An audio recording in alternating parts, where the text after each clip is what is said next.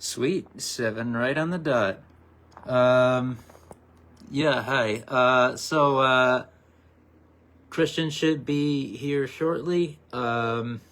Just, still the master of the current interface as it exists.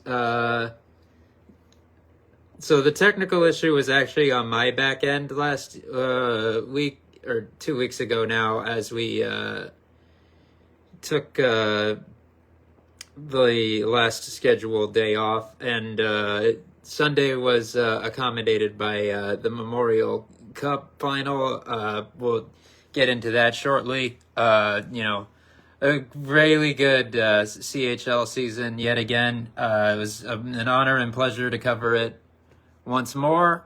And dive into the different narratives. But yeah, it's, I guess the volume output for the other individual on the stream is just something I was dealing with, because obviously I played it back. You guys didn't have that problem. I apologize for the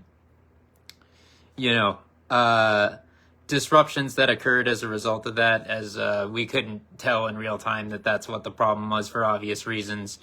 But at least we know that now, and we could just treat it as maybe a normal thing. But I suppose, it'll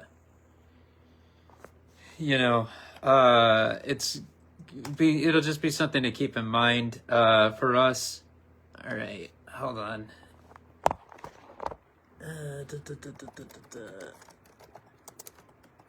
Now I'm encountering something else. Nothing that'll affect you guys, just a minor annoyance, nothing too significant.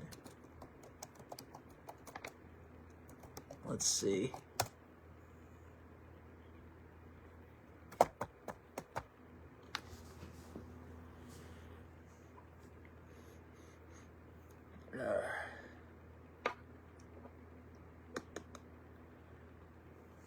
Yes, go figure.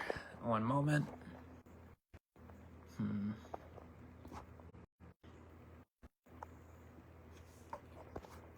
Crap. Well, that's stupid.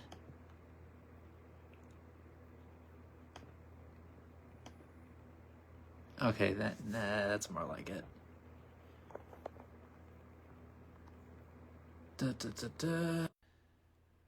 Bring Christian onto the stream now. Oh my god.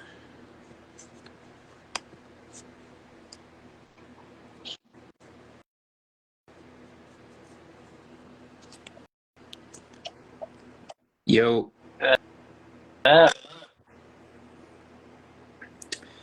Yeah, it's just I was able to launch things right at 7 on the dot in like my most remarkable efficiency ever. It was pretty sick. Let's see. Yeah, so I guess before we launch into the meat of things for this week, I will quickly bat out my Dev League news. We'll get to the biggest ones at the end, just do a build-up sort of deal. We'll go back a little bit, show some love for the CJHL's National Championship, which came to a close a couple weeks back. Of course, we actually incidentally had an episode that night just before the final got underway. But the Calgary Canucks are officially the 2024-25 CJHL champions, as they defeated the Melfort Mustangs 7-2 in their home venue, which had to have been a pretty good feeling. Not so great for Melfort, as they fell in the final for the second year in a row. It's a tough road to get back there in those sort of tournaments, so it must have been pretty heartbreaking to get there 2 years in a row, only to come up short, with them having lost 1-0 to Collingwood last year. But it really is a testament to the consistency of that group that they were able to get back. But credit to both teams, both to them and to Calgary for their terrific seasons. It's a large field and a demanding year on those players. It's good, definitely valuable development for sure. Of course, however, with a lot of those guys, still committed to NCAA programs, definitely be useful stuff to have in the back pocket in the long run. Let's see. Of course, the USHL's Clark Cup came to a close recently as well. Let me get some more detailed notes here. Let's see.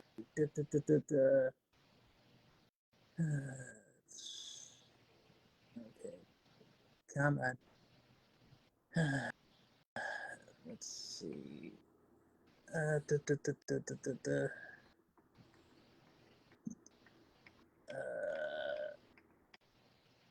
Man, what the hell? Okay, here we go. Yes, that was quite the closeout with the Muskegon Lumberjacks clinching the title, and climbing to the very top of the USHL, which of course is the only Tier 1 junior league in the United States, with defeating the Waterloo Blackhawks in a pretty dramatic, well-played series to close out the year. It's something that got national TV attention, of course, with them having been on ESPN as the highlights. I think they were even, when they picked out their top 10 plays of the week, they were even had the #1 spot in that series due to the impossible angle of that particular goal, as well as the dramatic stakes involved. But of course, it was Jack Christ who was the hero in Game 5 to help Muskegon capture their first ever Clark Cup championship, with him scoring 6 minutes into overtime. Tynan Lawrence was named the most valuable player at the Clark Cup playoffs with 8 goals and 10 assists in 14 games, which was the lead in postseason scoring amongst all USHL skaters. So really, congratulations to this group. A lot of great stuff ahead of them for sure as well. Of course, Russian import Ivan Ryabkin is on that team, and he is being looked at as a potential first-round pick. Certainly, having been on that run and getting a longer look will help his stock. But of course, we also had the Fred Page Cup and the BCHL come to a close. The Brooks Bandits, who of course, were voluntary cast-offs from the HAHL to have joined this league, ended up defeating the Chilliwack Chiefs in 6 games to capture the championship. This was their first full year as they joined mid-year last season. So really just a testament to how good that of a developmental system that team has, as is well documented. From a recap of that closeout game against Chilliwack on the BCHL's official site, we have some pretty good bits of information here. The Bandits' top line of Parker Lalonde, Nick Peluso, and Luke Bibby continued their postseason dominance tonight, combining for 4 goals and 6 points in the win. Peluso scored twice, including the eventual game winner late into the first period, while Bibby also scored twice, and Lalonde contributed a pair of helpers. Lalonde's 2 assists gave him a league best 31 playoff points to go along with his BCHL 19 goals in 21 games. as a result, he was named the winner of the Jeff Tambolini Trophy as the playoffs' most valuable player. It's been a long 4 years for me with a lot of ups and downs. Said Lalonde, we all came here to do a job at the start of the year. Being with some of these guys for the past 2 years, it's unbelievable to do it with this group. So yeah, it's really just a a remarkable achievement by that team to have conquered their new environment. Definitely a pretty inspiring story. We'll see what happens for that team in that league in the future with the landscape changing so much. But we'll see. It seems like there's a lot of stuff going on right now that could drastically alter a lot of landscapes to that point in what is the final. And what was the final Memorial Cup of a certain era, really, of CHL hockey before the NCAA rule changes take place beginning next year? More on that momentarily. We had the London Knights, of course, capture their third ever national championship at the CHL level, all taking place in the Dale Hunter era. With them having closed it out against the Medicine Hat Tigers, coached by Willie Desjardins, and featuring roster talent such as Gavin McKenna, Caden Lindstrom, and Andrew Basha, amongst many others, such as Hunter St. Martin, Harrison Menigan, etc. Of course, with that 4-1 victory, the Knights achieved retribution for this slow build that they've had over the last couple of seasons, having lost to the Peterborough Petes in 6 games in the OHL Championship in 2023, having lost a very competitive final against the rival Saginaw Spirit in the 2024 Memorial Cup final, in a game where they erased a 3-0 lead, but of course surrendered a goal with approximately 21.7 seconds left in regulation to lose it. And now, of course, the likes of Ethan Cowan, Denver Barkey, Sam Dickinson, Casper Haltonen, Landon Sim, Jacob Julian, Oliver Blanc, all came back the next season, this recently concluded campaign. Had redemption on their minds, and just also we're joined by some newcomers and very talented accomplices by way of the likes of Blake Montgomery, Austin Elliott, Cam Allen, and this time they were able to reach the pinnacle as they've been capable of consistently for the past few years, just having that lengthy competitive window that really defies the standard that we're accustomed to in junior hockey, how short that they are due to limited eligibility. And even when, bearing that in mind, guys' careers being truncated by quickly pivoting to the pros. Even with so many guys graduating next year, I can imagine that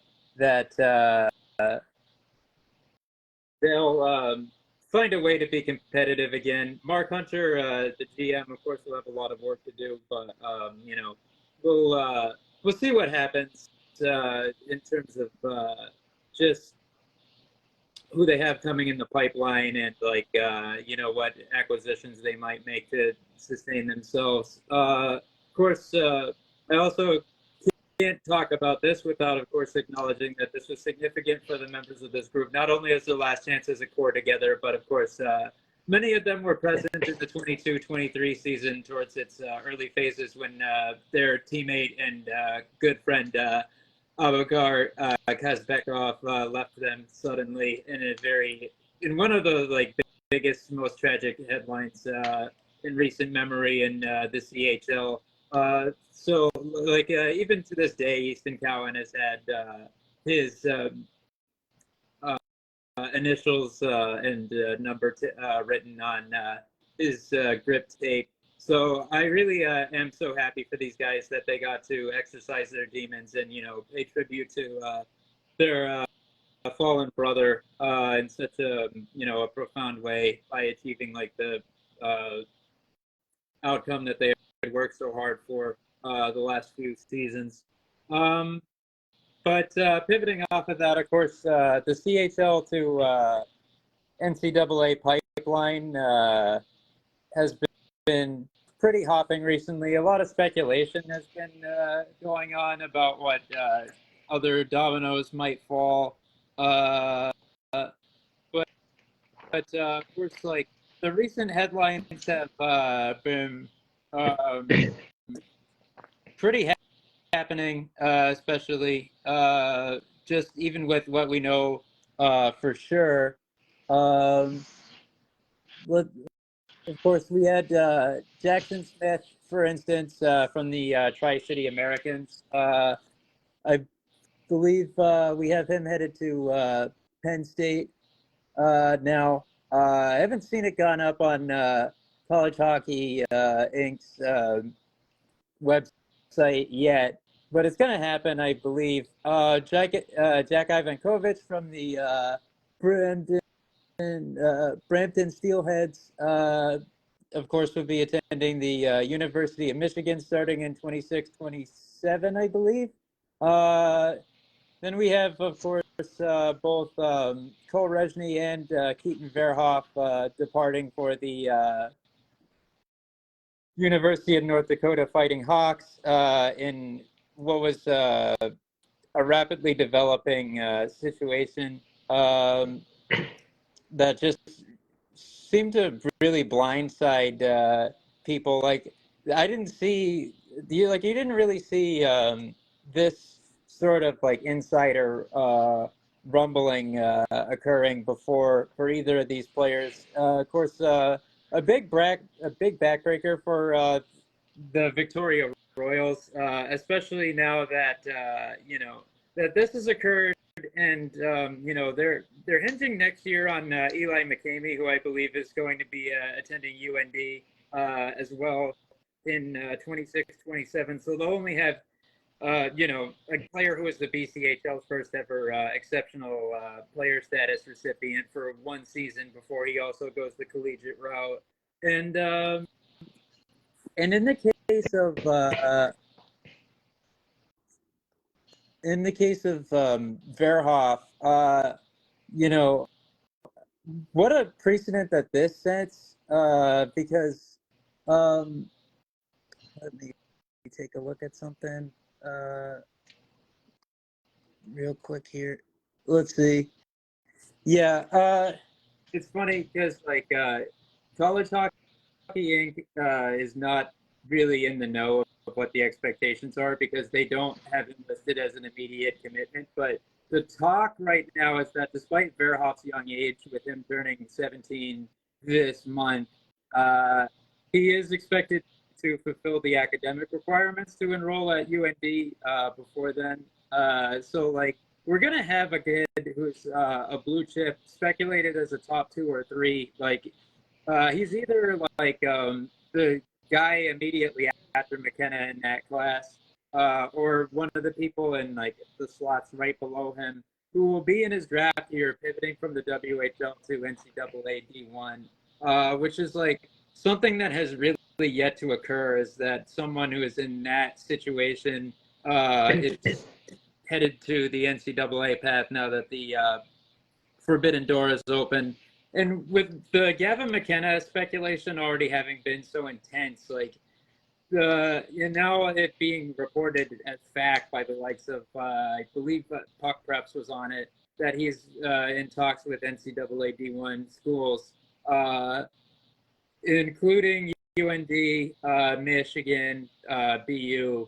That just seems to make it all the more likely that we're going to see more of an exodus of the young elite talents from the CHL to the NCAA, rather than just this tendency spin of 19 and 20-year-olds taking sort of like the quasi resembling USHL path effectively. So college hockey is definitely a winner here. But yeah, we could see a drastically changed CHL landscape, and you have to wonder how they're going to respond to it. Because, like, I imagine just like every other junior league, they'll have something that they use as an adaptive measure to answer to this to stay relevant. And I think at this point, I'll leave off all the headlines. And if this is anything you want to engage in dialogue on before we, get into the primary topic this week, the floor is open to you if you'd like to speak on that. For sure. I'm super curious to see what the CHL is going to do to keep prospects from um, potentially dipping this early. I imagine they're going to try to put some type of contract structure, kind of like what the NCAA tried to do with one and dones with college basketball, where maybe a player gets drafted in a guaranteed 2-year deal. I'm not going to speculate too far on that, but I imagine they're going to go somewhere down that road. My biggest intrigue, though, with Verhoff's commitment and potentially Gavin McKenna joining, potentially a D1 school, now that we're going to have, two of the top prospects, debatably the two top prospects in this year's draft, potentially in the NCAA for really, the first time in a long time. This is kind of a seminal moment for college hockey of learning how to market their fucking product correctly and, get North Dakota games in front of as many eyeballs as possible. And wherever McKenna goes, getting those games in front of it as many eyeballs. Because, the league didn't, like, the NCAA, good old Charlie Baker and the boys, really didn't do a great job. To be fair, this was pre-Baker. Of doing anything with Jack Eichel. And yeah, we can talk about Jack Eichel being Jack Eichel. But the only guy who was a bigger name than him at that point in that draft being McDavid, and BU hockey being nothing more than a New England talking point. And then the same really turn of events happening with Macklin Celebrini last year, where there was really no high-level investment to put this on a national radar, where, for the first time in the U.S., we're going to potentially get one, maybe two generational prospects in the NCAA in their draft year, and just, really needing to do better as the NCAA to get that product in front of people in the U.S. I mean, the average American doesn't understand junior hockey, but the average American understands college sports. So I think that's a huge situation and opportunity that needs to be figured out in the next 2 months. Yeah. Some proposals that I've seen kicked around largely center on like incentivization through, adapting the opportunities that are available to them.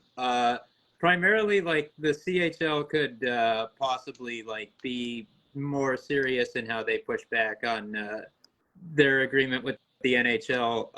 Like as incentivized as they've been to have that AHL transfer barrier for their alumni under the age of 20.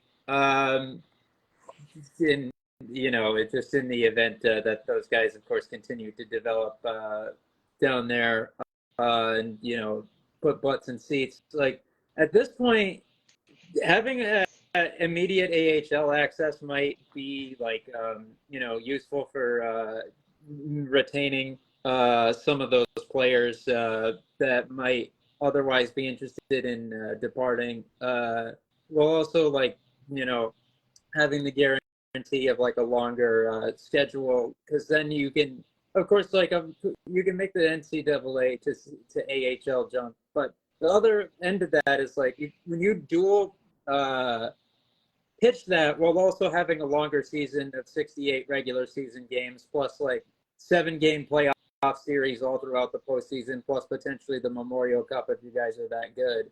And then using that training from the demands of that schedule to immediately then pivot into professional hockey has its merits from a dev standpoint. One thing I was considering is maybe like also using like the overtime elite model from basketball where guys have the opportunity to get like paid for real, or if the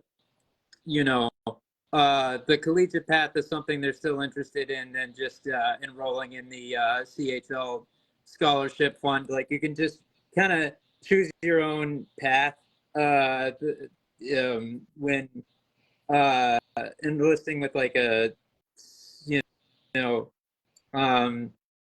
a CHL program and being signed to an agreement there. But like which I kind of like the idea of that potentially because then we'll have to see like even more creativity from the other leagues in the junior hockey landscape, which would be better for like those products overall and actually like increase league quality rather than like have their backs broken by it as the worries are now. Like there are a lot of actually good opportunities being opened up here if this does occur. You just kind of have to hope that, and we see more of like what we've seen so far in terms of response from various leagues from the initial ruling by the D1 Council. Yeah. All I know is it's going to be fun as long as they do something. For real. Because doing nothing is not an option at this point. Yeah, and that's like there was a part of me that wanted to say, you kind of have to hope that there's innovation from the hockey landscape that you don't typically see. But like, I think the thing is that, the thing that we've seen from, these major changes like the last few years, I think that when they're placed in like a do or die situation, leagues will make big moves just based off of desperation, effectively. But like when they visibly see that the status quo is not going to work. So I have a decent amount of optimism just because of that. Hell, I remember Ryan Kennedy was saying the next CHL NHL agreement was considering adapting the AHL ruling. So there's also a part of me that knows that these leagues know in advance when things are going to change. Like, that once the lawsuits about antitrust laws in the original CHL NCAA Forbidden Door policy came in, I'm sure that basically every executive that might in any like league or organization or entity that could be affected by that had a good feel for what was going to come. And with that shoe eventually dropping in November of last year. But I am curious to see what that actually looks like in practice. Yeah, absolutely. Like, I'm super curious to see what the NCAA landscape is going to look like in 2 years. I'm curious to see if we're going to see an increase in the number of programs at both the D1 and D3 levels as we see kind of the volume of players who are good enough to play coming in at both levels now. Yeah. because like at the end of the day, D1's got a lot of USHL and all guys, but to pull in 21-year-olds and now premier players from the big three leagues up there, like there's a potential for the NCAA to really expand its horizons really down the whole center and eastern part of the U.S. I think it really opens the door for a lot of prominent D1 schools that don't sponsor hockey to just throw their hat in the ring because they're going to be able to get, an interesting program. Yeah. And shit, man, D3, I mean, the quality is going to come up so goddamn fast. Oh, yeah. To a point where I'm kind of excited to see what D3 hockey is going to look like by the end of the decade. Which is weird to think about. Yeah. Like, I mean, we've hit upon this before, but like even just like the immediate micro impacts of more USHL guys ending up uh, in D2 and D3 is just going to be like a huge. It's going to present a huge upward surge for uh, the quality of competition and play there. Um, and it is, on the D1 level, I think we might have even discussed the possibility of this before. We might actually see, like the probably, the athletic departments that can afford to do this the most in the form of the SEC juggernauts really just actually like put all their money into, having Division 1 varsity ice hockey at this point. Like, there's going to be plenty of opportunities to present itself in terms of like recruiting, and they'll have definitely like the assets to make it work, and there would just be intrigue in like the southern markets just because it's something new and something that they would be putting in full thrust. So it would definitely be interesting to to see those schools just throw their hat in the ring and just be part of this new expansive landscape that occurs. Speaking of expanse, the PWHL expansion window opens sometime tomorrow morning. The player protections have come out, and by God, is this as much of a fucking mess as I expected it to be. We all, for those who don't know the rules, every team was granted three protections of players under contract, and non-contract players, or UFAs, as I guess we'll call them, since I don't really know what an RFA is in the PWHL. The UFA signing window kicks off tomorrow. I'm not going to read off all the lists. I'm not going to read off all the teams, but I got to say a lot of general managers are either Bob Murraying their way through this or drunk as fuck, and I don't know which. Um, Seeing the defending champion, congratulations, I haven't said it yet. Minnesota Frost have easily the most perplexing protection list across the league, and that says a lot, but it's the only list I can look at and say, huh, I don't even think Bob Murray could have fucked up an expansion draft that bad. And he traded Shea Theodore to get rid of Clayton Stoner, and he traded Frederick Anderson for Sam Steele, effectively. But on a more serious note, the decision to protect Lee Steckline, Kendall Coyne Schofield, and Taylor Heisey is definitely one of the boldest strategies I've ever seen. I can't really think of another situation, and Liam, correct me if you can think of one, where a team has two elite two-way 26-year-old defensemen, one left-handed, one right-handed, and opted to protect the 30-plus-year-old righty over the 26-year-olds who both produced in almost a point per game. I got nothing. Yeah, I figured you would. That's what we call a lack of common sense general management of what makes this even more confusing to me is knowing that Lee Steckline, I believe, is on a max contract from the PWHL's immediate free agency. So in the context of the league's attempt to maintain a minimum salary threshold, both Jake's and Thompson's base pay is much, much closer to the league average salary, making them effectively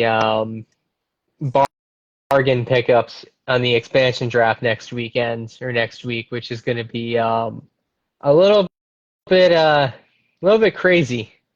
While I'm looking at the crazy things, in a similar note, the Montreal Victoires were victims of having too good of a roster and had to decide between keeping the best player in the world, a top 2 goalie in the world, a top 5 goal scorer in the world, a top 10 defender in the world, and a top 5 defender under 25. And unfortunately, they've exposed Aaron Ambrose and Caleb Barnes, which is definitely an interesting decision to make.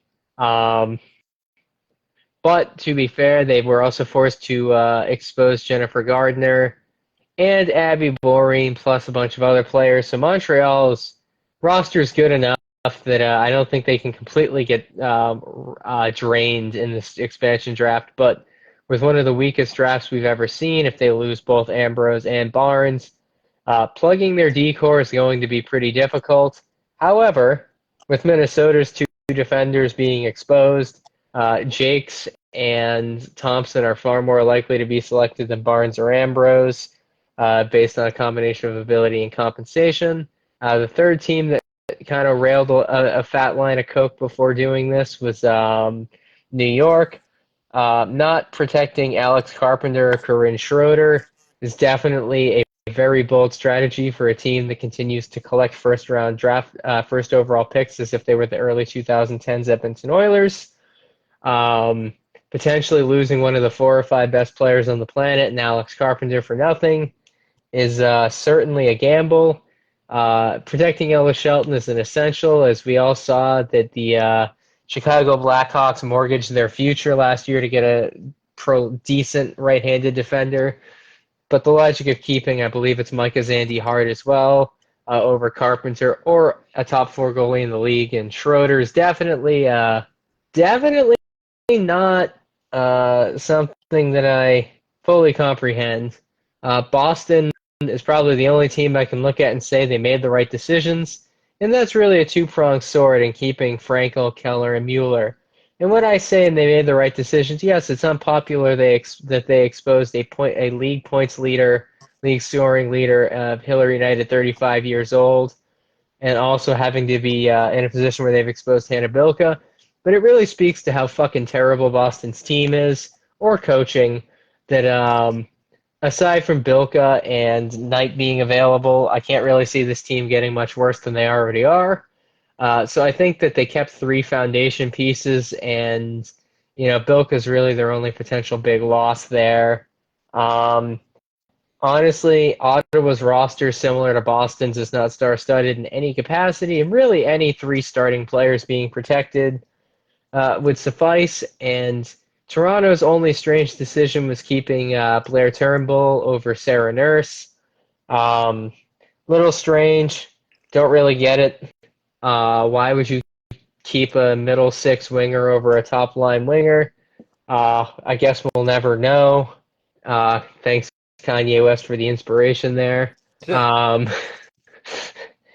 that really gets me ready for what's going to be a very, very kind of terrible expansion draft that, with the average salary rules, the draft salaries, the fact that the draft order's not set, we're going to get a big, big, big shakeup in the PWHL that's going to make everything really interesting next season, where teams like Boston, whose rosters and coaching staffs are fucking garbage, they're going to be able to compete to just barely miss the playoffs next year.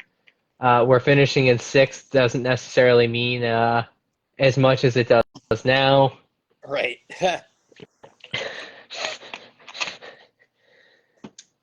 So that's going to be really interesting, especially, the other daunting thing besides the PWHL draft, which I will have my draft rankings published with my stats by probably after the expansion draft, so about 2 weeks before the draft, so people can look through and just see how unremarkable this draft class is. Don't worry, the PWHL does not have their equivalent of Jackson Smith. I almost assure you, eh, yeah, yeah, the PWHL draft falls off faster than the NHL draft. I'll say that much.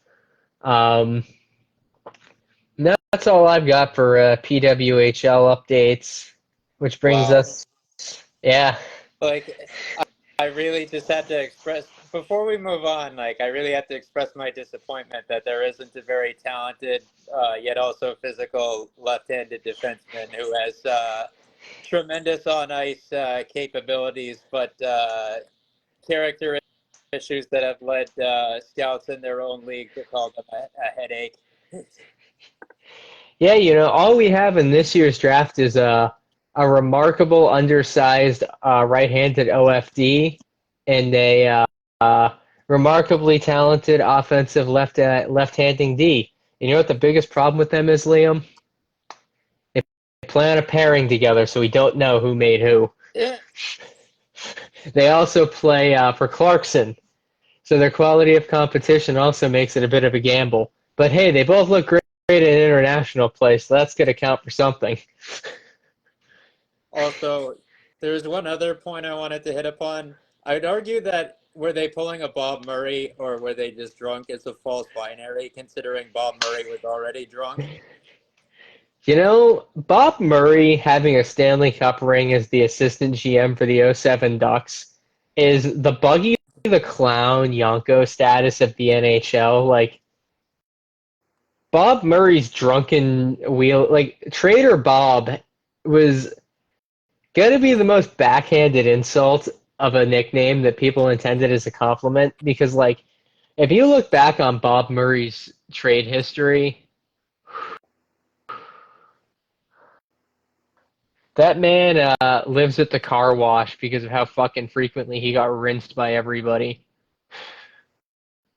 I mean, never forget this is a man who once had Ed Balfour and Dominic Hasek in his fucking pipeline at the same time and somehow never managed to do anything with either of them or get a return for either of them during his time in Chicago. And, I don't think Bob Murray gets enough shit.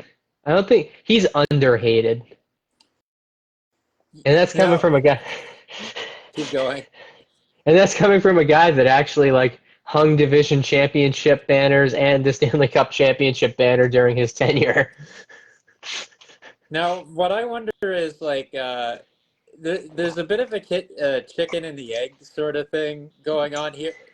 Like, which came first? Like, Bob Murray's like Jim Montgomery tendencies that led to his ouster from the org, as well as him entering a rehab immediately thereafter, or was that pathology stemming as at least partially as a consequence from him getting hosed on trades? You know, I think I think, and I'd have to do some research, and I'm not going to do it right away. So we're going to get a little mamby pamby on this one, little loose with our logic. But I really think it stems from him being the man who decided to orchestrate the rebuild of the Chicago Blackhawks in the late '80s. Anybody who would accept a job like that for that organization back then, it's just automatic. Like, part of his signing bonus was the alcoholism from the city of Chicago, and I think it got worse during his time in Chicago. And I think when they put him out of, when he got his sweet release of death from working for them, I think he hit a level of less inebriated, but then he got California sober when he, came to work under Berkey in Anaheim. And, I think it all started the day he signed the contract in Chicago, like 5 decades ago, though. that California sobriety was out the window by around 2019, though, judging by the way things ended. And I do wonder where like that relapse came from. Honestly, if I had to point to a specific moment, I think, I think, you know, I think about Prince and Michael Jackson's rivalry, right? And when Michael Jackson tragically passed, you know, Prince turned to, much heavier substance abuse. And I think the correlating factor is that the second that the Detroit Red Wings left the Western Conference, Bob Murray had outlived his rival of, as many decades as he was with the Blackhawks and the Ducks. So, like, once his ex-girlfriend, I mean, the Detroit Red Wings moved conferences, Bob Murray didn't have, the spiteful ex-lover. So just like, they left him. They moved on to, I can't say better because they also missed the playoffs every single year pretty much after. Just like the Ducks, like, just mutually assured destruction between him and the Red Wings.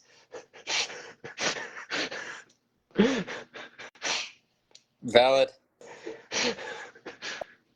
All right, now we can move on to our next segment. Yeah, speaking of Bob Murray, the Blackhawks, messy breakups, messy exes, and alcoholism, Corey Perry is in yet another Stanley Cup final.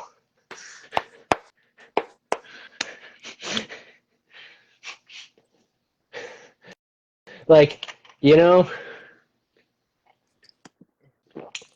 when I had the revelation scrolling through Twitter yesterday, I just thought of Meek Mill. I used to pray for times like these, seeing Corey Perry and Brad Marchand shit disturbing in a Stanley Cup final is just like, I know it's a boomer take. I know it's an old-time hockey take. It's everything that I hate. But my God, the two greatest shit disturbers of an era for all the marbles. It's going to be beautiful.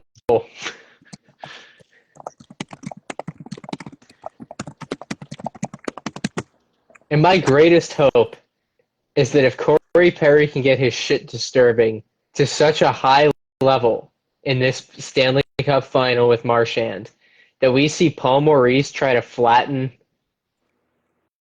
Chris Knobloch like a pancake a la Patrick Waugh and Bruce Boudreau a decade ago, my heart will be full. You gotta love how there's a tie-in with another rat shit presence there with via Evander Kane by way of Kevin Marchand and Perry Kane having been teammates on that 1981 Dartmouth Arrows team as well. I love it. Like, this, somehow, for a rematch of last year's Stanley Cup final, found a way to have so much more nuanced excitement of, like, can John Klingberg, the, am I going to make this reference? Yeah, I'm going to make this reference. John Klingberg basically being John Kerry's super soldier with his mechanically reconstructed lower body, seeking redemption for the Edmonton Oilers is just cinema.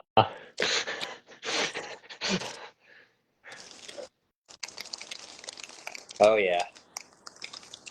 He's going to try to, execute Seth Jones for, Seth Jones should be investigated because, man, he's played remarkably not shitty for the Florida Panthers. I'm not going to be like Damien and effusively praise him as the Renaissance, but, like, Seth Jones owes the Blackhawks money for what he did to them this year. I don't know if I can recall a player being so actively fucking terrible for a team for an extended period of time and just magically deciding he wants, like, I don't usually agree with the narrative of one team wanted it more or, effort is the reason a team wins at the professional level. But by God, Seth Jones in this playoff run, he owes Chicago an apology for how little effort he put in the last year. Yeah. I always did like the concept of him and Mikkola as a second pairing on its face to a point, even though I wasn't like super jazzed on the face value of that deal either. But it did what they wanted it to. But you know, definitely like um, a frustrating moment for Kyle Davidson and company. But fuck them. Oh yeah, I mean, can't wait until Bedard gets traded. We were speculating upon what their third overall selection is going to be in the GC. The saving thing, the thing that they can do to save themselves here now is either draft an intelligent Kachuk-esque profile in the form of Porter Martone, or just tap into the tools that they like to have, even though the critics of the player I'm about to name say that he's not dynamic and doesn't have tools for whatever fucking reason. I just can't wrap my head around that one. In the form of Caleb Desnoyers, given that he sort of fits the type that they like over there. But there is also like a small part of me that suspects. I'm not as convinced about it as our boy Suitable Alias, aka Derek Dunn, aka Russ Joy's worst enemy. I mean, what is convinced that they're going to go off the board, or at least that it's possible that it could happen. And they take Brady Martin, who, to be fair, is like a microstat god, much in the way that Roger McLean is. But I do think that there's a lot better you could do at that position as well. And if Chicago does that, it would be like another on-brand moment of Kyle Davidson self-sabotage. Yeah, the Blackhawks need to kind of like Kyle Davidson, as inept as he may be, really needs to figure out what he needs with that pick. Like foundationally speaking, you fucked up last year with Lev Shinov, and Lev Shinov could turn out to be a really good like top pairing defenseman when all is said and done. The ship hasn't sailed on that, and I'm not going to pretend that it has. But like they have to decide if they want Martone or like do you want a guy who's going to be, to tie back to some of Flyers Twitter and really analytics Twitter of the high value playmakers, high value of elite assist guy to play with Bedard, to elevate Bedard and elevate their overall offensive chances? Because really when you look at Bedard and I'm not gonna this is looking at him in a vacuum and not to put comps with other fucking prospects because I'm tired of that narrative. We saw Connor Bedard turn Ryan Donato into the best version of himself. Like, we finally saw Ryan Donato be the player that he was fucking supposed to be playing with Bedard. So we know that Connor Bedard has the ability as both a primary assist and playmaking generator and as a finisher to elevate players to be the best version of themselves. Yeah. Therefore, the Blackhawks need to figure out at third overall, are we going to get a guy who, alongside Bedard, like a Martone, is going to be his line mate, and we're just going to generate a hell of a line, and we're going to get the most out of them? Or are we going to get a guy like Desnoyers or, somebody of that ilk who you can separate from him, run as a second liner, and try to fucking develop two really high-impact players? Like, I don't know which is the right move. This is why I'm not paid to do the job. But they do have to make that fucking decision of, are we going to build a line where we're good for 20 minutes a night? Or are we going to bring in another guy who might be able to elevate somebody like a Lucas Reichel, in the immediate future? Like, what are we doing? Right.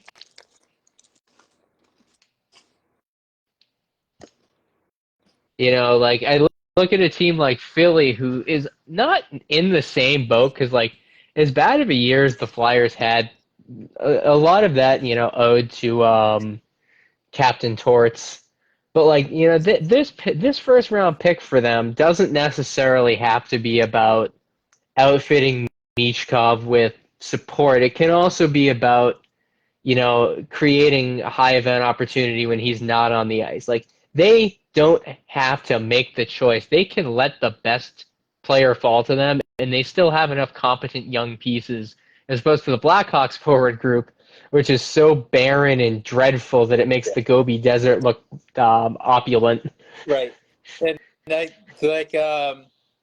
to say nothing of like the offensive generation we hypothetically can have by way of having like two guys who are under 25 and I think have the potential for long-term futures there, and still have some room to build upon what they have in the form of Drysdale and York, which is certainly something that's not afforded to them. Like they don't have nearly as many chances to get things right on the back end. Like, sure, Levshunov arguably has a higher ceiling than both, but like I'm not fully a believer in that yet, as is. But to say nothing of the fact that they have like not as much of a dearth of back end options, at least for the time being, as San Jose. We're probably literally going to call up Sam Dickinson next year just out of desperation.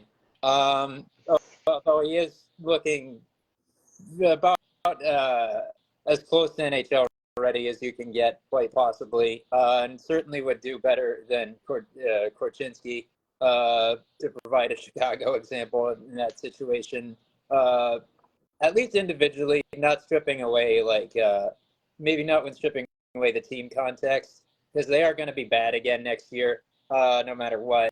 But I do think Chicago is in a comparable situation in that regard also, which is just another situation that they're confronted with. Yeah, rebuilds are hard, man, and like I'm ready for the Blackhawks to waste most of Bedard's good young years. I'm prepared for it. Yeah. Which is kind of I mean, to be fair, like Edmonton wasted the first couple of years of McDavid, which is fucking unbelievable in hindsight, provided how much draft capital they like. When you look at what McDavid walked into in terms of that roster versus what Bedard walked into, how Edmonton didn't magically fucking figure it out in like year two is beyond me. When you have Eberle, Hall, and Nugent Hopkins all fucking under contract, like if Bedard had anything close to a 22-year-old Taylor Hall, like they wouldn't be jockeying for a first-round pick for the next 3 years. Yeah, it's like it feels like distant history now, given the position we're in, and we'll swing back more onto like current discourse with what lies ahead for them after I make this observation. But like they were, it feels like a long memory now, kind of, when thinking about the fact that they coexisted along Buffalo as like the cherry picked argument that people like to make about how tanking supposedly doesn't work. But they were like the prime example of that for numerous reasons, just like incompetently managing things, botching development, botching the vetting system for the picks that they made. Of course, them playing a prominent role in the train wreck of the 2012 draft, being, of course, the prominent example. And then even with like the floor that Yakupov was starting on, there was a little bit of blame to go on both sides of that whole equation, but they definitely played a part in that turning out the way that it did. But hey, I mean, right now they're in a position where they're back in the spot they were last season. They had really both teams, and we can get into like the discussion about really both of these teams have improved since last year, and you can kind of make a call as to like which one improved more. But like the Edmonton Oilers that we're about to see beginning this week, starting tomorrow night, is not the same one that came, into the same matchup last year. Like it's gonna be like quite a spectacle seeing like which team really supplemented themselves more adequately for this matchup. I do think like there's a part of me that thinks that Edmonton is built. I mean, Florida is built to maximize the sort of team that they are perfectly. Like that hasn't changed. But like with the improved Edmonton roster depth, like you kind of had to it only you can still give like what Edmonton's forecheck, which is overwhelming for just about every team you could ever possibly build. It's still meaningful, but I think that they have something of a counter for it now that they didn't have last year. Yeah. It'll be fun. And I think that's a good pivot point for our big finish this week. So I'm just gonna keep this kind of to the point.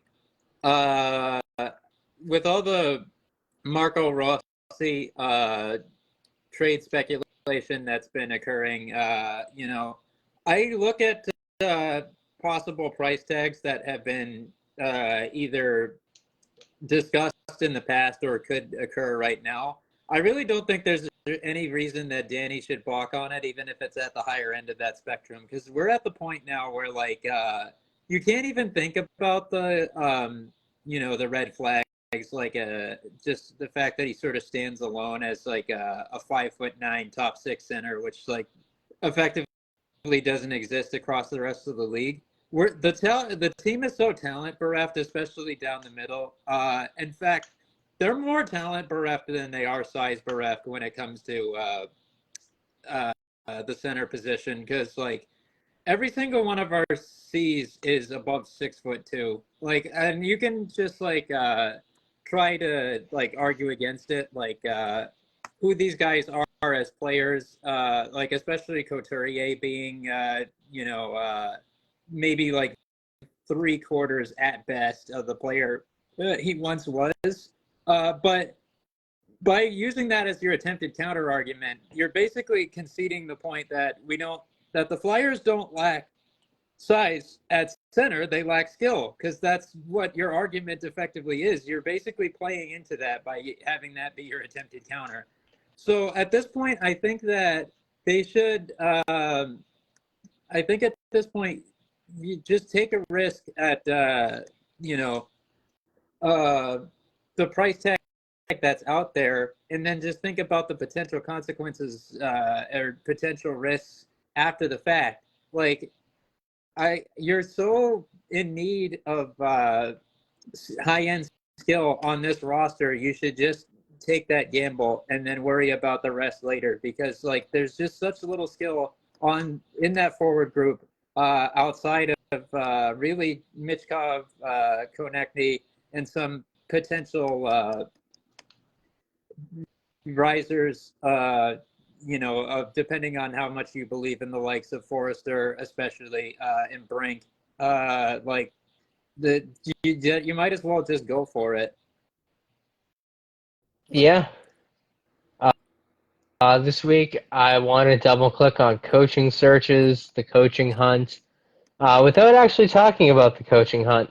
I think teams are starting to maybe kind of not really do better of getting out of the circle of retreads. With that said, we're going to look at all the retreads that just got hired, and then we're going to look at the Edmonton Oilers, who are about to play for a Stanley Cup with fucking Chris Knobloch. You're starting to see, Paul Maurice took the Panthers to the finals. Yeah, Paul Maurice is Paul Maurice. And look, Peter DeBoer, as good as he hasn't won a ring yet for a fucking reason. Um, a new generation of coaches is starting to emerge, and really, really just want to say that I think the CHL really needs to start getting side-eyed by the NHL at the end of their season for some of these vacancies. It's clear and obvious that the skill level translates. I mean, you're looking at young guys. Like, we can talk about how Ryan Warsofsky hasn't been able to fix the sinking boat of the rebuild in San Jose. But after picking up the U.S.'s first IIHF gold medal in like 9 decades, with a very young roster, it's clear and obvious that a transition to coaches that have worked with the younger generation and the younger demographic might actually have this really crazy ability to coach them and get the most out of them and actually accomplish things. And I really hope we see more teams, crazy coming from me saying these words, follow in Edmonton's footsteps a little bit and approach coaches that have more of a CHL background to get the most out of your young guys. I will get explicit and wonder how, like, Jay Woodcroft is still sitting at home collecting his severance pay. Like, did that guy just go to, like, go back to the Marco Rossi talking point? Like, did he go to the Marco Rossi School of PR or something? Because, goddamn, like... So I think there's two things with Jay Woodcroft that are holding him back. One's serious, one is a joke, and it might be a little mean, but I don't care.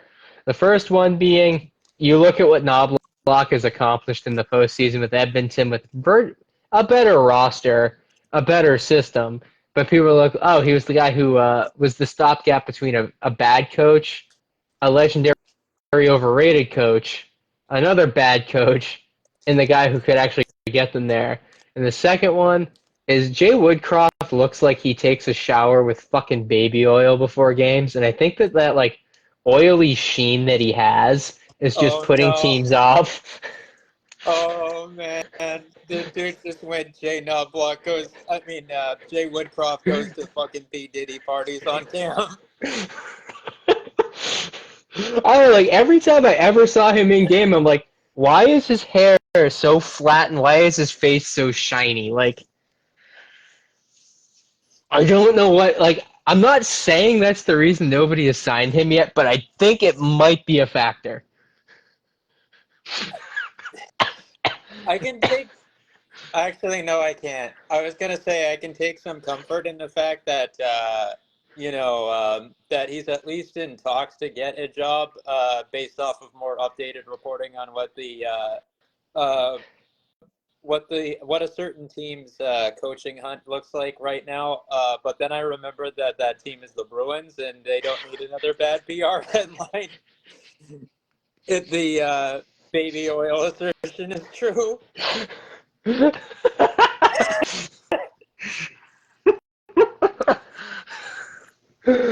What have I done? Man, we haven't had an episode this explicitly problematic in a while, so I think we were due, and it's only right that it was on the episode where I started shoving boom boom sticks up my nose.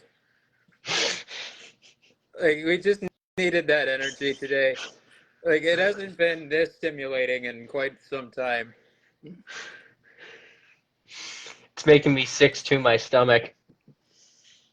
But I only get one chance a year. oh man. I we thank you for the accommodation that you have given us, especially that considering we weren't the most communicative about the adjustments we had to make. I'm sure a couple days ago people could understand since that was such a high priority for me, and it has been quite a journey these last couple of years covering dev hockey in that manner.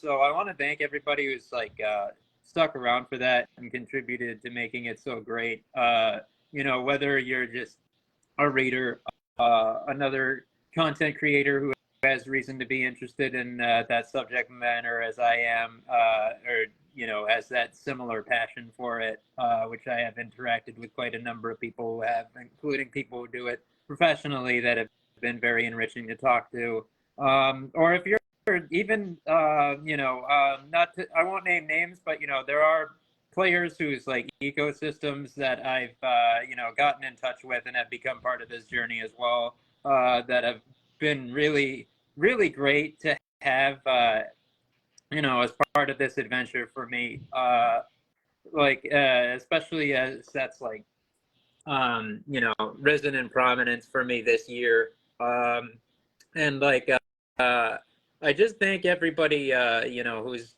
been a part of this in any way, but it was good to get back at it this week.